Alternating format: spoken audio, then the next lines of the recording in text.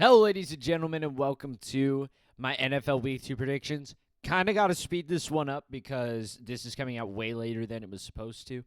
I was sick as a dog last night. I don't know what was wrong with me. I tried to record this thing and I just couldn't even push myself to do it. But thankfully I made the slideshow. So we're doing this right before I have to dip for work. So please like and subscribe. Let's get straight into this. Tonight, the reason I need to get this out so fast, Commanders at Packers. You're going to see the NFL predictions before the college football predictions now because Thursday night football, that's just the way it has to go. Commanders at Packers. Packers look really good right now at their home stadium, especially. It's electric in Lambeau Field right now. And the Commanders didn't even look crazy good in week 1 against the Giants, Only scored 21 points. Deebo Samuel looked pretty damn good for the Commanders, I was one to believe that he was going to just be washed because of his weight, but dude can still move really, really fast. And he ended up being the best target in that game. That could completely change. Terry McLaurin is still a great receiver, but I think the Commanders will take this one handily against I think I said the Commanders will take this one. The Packers will take this one handily against the Commanders and start off 2-0 and kind of control their destiny in the NFC. Rams at Titans. I'd really like to give this one to Cam Ward, but the Rams defense looked super good in week 1. And it is just hard to stop. It's hard to stop a healthy Matthew Stafford, Puka Nakua, Kyron Williams. Like, that offense is still flying all over the place, man. And the Titans really struggled offensively, mainly just protecting Cam Ward and catching the ball. They are going to have a tough time if they want to play this one, but I feel like the Titans offensively will step up more. But it's there. The Broncos gave them a bunch of turnovers and a bunch of mistakes. The Rams aren't going to do that. So give me the Rams by a decent bit, but expect the Titans to score a little bit of points. Jaguars at Bengals. The Bengals have got to figure it out, man. It's nice and all when you've got a big three, but this ain't like basketball. And even then, basketball, the big three didn't necessarily work. You can't have Jamar Chase, T. Higgins, Joe Burrow have to pay all three of those absolute units so much money. Like, it worked when they went to the Super Bowl because rookie contracts are a thing. Now you got to pay all of them. It's taking money away from the rest of the team in spots where you need it, and it's ripping them apart. The Bengals put up 140 yards of offense against the Browns. The Browns are not a good football team. The Bengals will lose this game. I think the Jaguars right now have a lot of momentum coming off a big week 1 win. They ran the ball very efficiently against the Panthers. Trevor Lawrence in the air kind of struggled. Travis Hunter wasn't as active offensively as we would have liked him to be. But Brian Thomas Jr. and that's all you really need to say right there. He's such a good receiver on his own. But then you also have Travis Hunter, who is now a threat offensively and defensively. I think the Jaguars honestly have a better squad. Unless Jamar Chase and Joe Burrow can hit each other or like get a connection working better this game. Not even necessarily that they didn't have a good connection in the first game. The stats would say they didn't, but Joe Burrow literally just had no time, was constantly having a freak out back there. It was not a good look for the Bengals in week 1. The Jaguars, I think, will win this one and start off 2-0. Browns at Ravens. Give me the Ravens in a domination. Coming off of a devastating week 1 loss that they had packed up and ready to go home. Give me the Ravens. Bills at Jets. I'm really tempted to take the Jets here. The Jets have seemingly given the Bills problems for multiple years, even when the Jets aren't that good of a football team.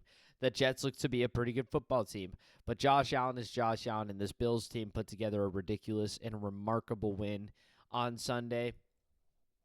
I think they will go in here and get the victory over the Jets, and the Jets will drop to 0-2, even though they're probably better than that. Patriots at Dolphins.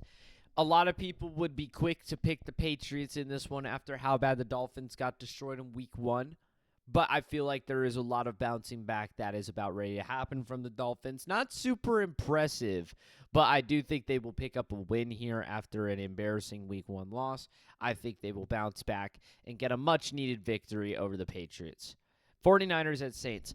I'm really tempted to pick the Saints in this one. When the Saints start off the year, they're just better and they slowly diminish. Spencer Rattler actually looked, pretty composed back there, made some good throws. The offense was relatively sort of moving. I would say the 49ers have a better defense than the Cardinals, and the Saints only scored 13 points. That was off of a drop touchdown pass and a missed field goal, which are 10 points you miss out on right there. But the 49ers only put up 17 points against, yes, the Seahawks defense, but more importantly, Jawan Jennings is hurt. Who knows if he'll be back? Same with George Kittle. Brandon Ayuk is still out. Your receiver one right now is Ricky Pearsall, which Ricky Pearsall is a good receiver, but he is your receiver one right now. And the offense is going to struggle. Brock Purdy was throwing interceptions, not good interceptions. The 49ers offense is in a place of doom and despair, and you can only give the ball to CMC so much. I do think they will get the win here, but I think it'll just because the Saints beat themselves up. And they try to go for 2 or something and take the win, and they don't get it. Giants at Cowboys. All right, the Cowboys pass rush has significantly diminished. The Giants really struggled in week 1 in protecting Russell Wilson and, just stopping the D-line from running him over. The Commanders' D-line is better than the Cowboys' D-line. That could definitely contribute to Russell Wilson or maybe Jackson Dart. I don't know. I would assume Russell Wilson. It can probably contribute a lot to a better overall performance. I also think Cam Scatterby will get more touches after his performance in week 1. And I think that the Giants could make this one interesting, but CD has a lot to prove. He dropped a lot of passes, got made fun of. Dak had a great game 1, like a really good game 1 for somebody I don't particularly like as a quarterback. Had a really good game. The Cowboys could have won that football game. I do think the Cowboys pick up the victory here, but don't be surprised if it's close. But also don't be surprised if it's a domination because, after all, it's the Giants. You would be, if anything, be surprised by a win. That's all you have to say here for the Giants. Bears at Lions. Really interesting. Bears got off to a really hot start against the Vikings. They went right down the field, scored a touchdown, but then the offense kind of just silenced. And they had a pick 6 in that game, and they're losing by 3 points, 27-24. The Bears defense did a good job for a while of shutting down the Vikings, but you're not going to be able to hold a Vikings team with Justin Jefferson and friends scoreless. They're still a damn good football team. The reason people think they're going to be worse than last year is because of how tough their conference is, and people expect the Bears to improve. I think the Lions get a big-time bounce-back win here after their embarrassing and lack of offense performance in week 1. I think they're going to bounce back big time and get a big victory over the Bears. And this will be like a late touchdown or something like that. I don't know. Seahawks at Steelers. Seahawks play against their former star, DK Metcalf, who is in a new home with Aaron Rodgers. And Aaron Rodgers is cooking right now. Aaron Rodgers is definitely cooking up something devious with the Steelers. He's actually got the offense in a good position, but the Jets' defense could just be really bad. You're going up against the Seahawks. There's no question in my mind that if anything is going to be the Seahawks this year, it's going to be their defense. Their defense is really good. Aaron Rodgers is running into a unit, but I think he's going to prevail. I think he's going to continue to dominate. Some of the plays he was making, 4 touchdowns can't go glossed over. DK Metcalf is a force of nature, and DK Metcalf has emotion. He's going to want to torch his team that he's going up against. I think he's probably going to have a pretty big game. But also, you got to contain Jackson Smith and Jigba. That's the other thing is Sam Darnold wasn't getting sacked much in game 1. Something he really likes to do a lot of is getting sacked, especially in that Vikings playoff game. But I think TJ Watt and friends are going to get in the backfield, cause a lot of problems. The run game was also not good from the Seahawks. If they can just continue to shut down the run game, make Sam Darnold pass the ball, you're gonna get a lot of takeaways and you're gonna get a win because Sam Darnold is just not that competent of a quarterback. He went 14-3 with an absolutely phenomenal Vikings team. Broncos and Colts. Broncos at Colts. Really, actually good matchup here. Because the Broncos are a team that a lot of people expect to be super good this year. The Colts come off of a fiery start to this season. Daniel Jones looks super good.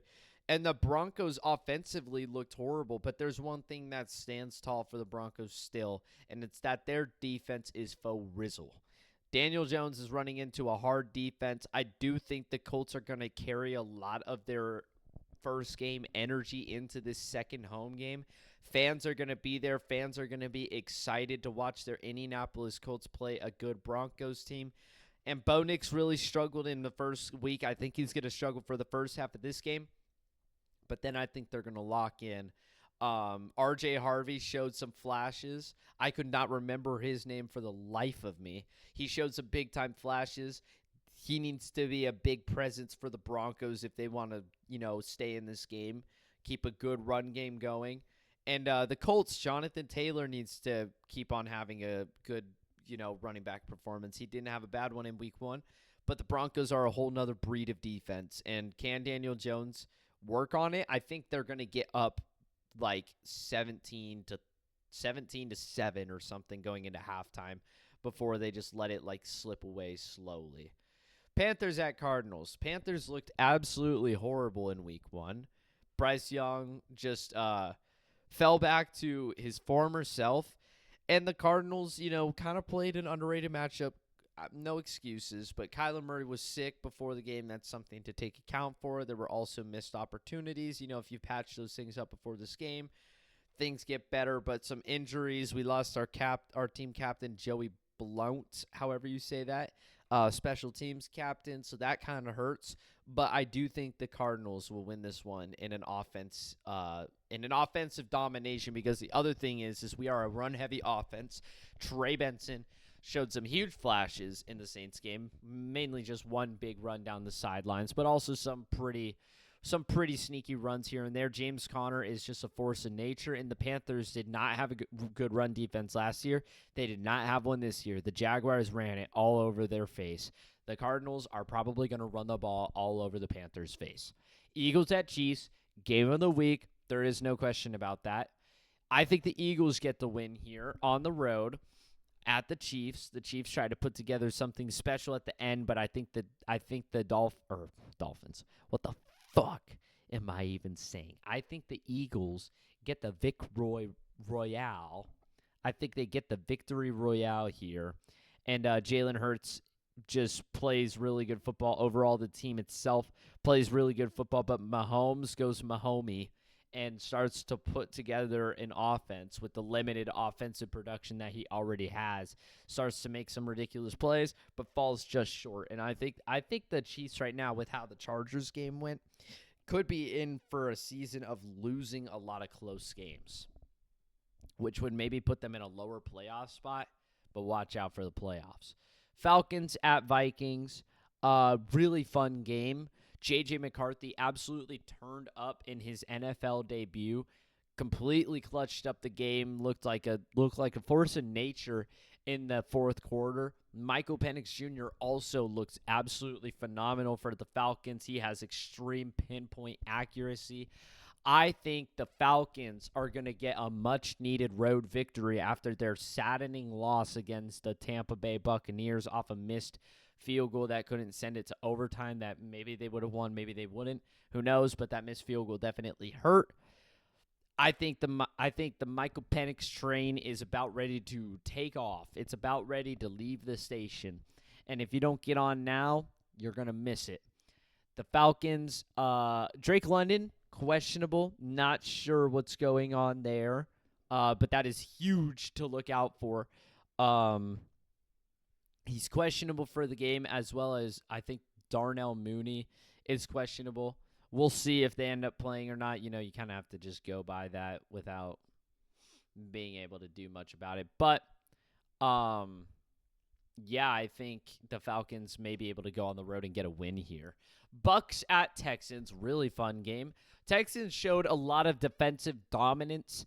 I do think one of their good players on the defense got hurt. Not sure if he's back, but Emeka Egbuka, Mike Evans, Baker Mayfield, Bucky Irving. There's an offensive whirlwind in the Tampa Bay Buccaneers. I think they get the victory here again against the Texans. I think they get the week 2 victory, a close one again to start off 2-0 and get a lot of momentum to their franchise, pick up some big time wins. And the Texans, I feel like this is going to be the narrative for the Texans this year.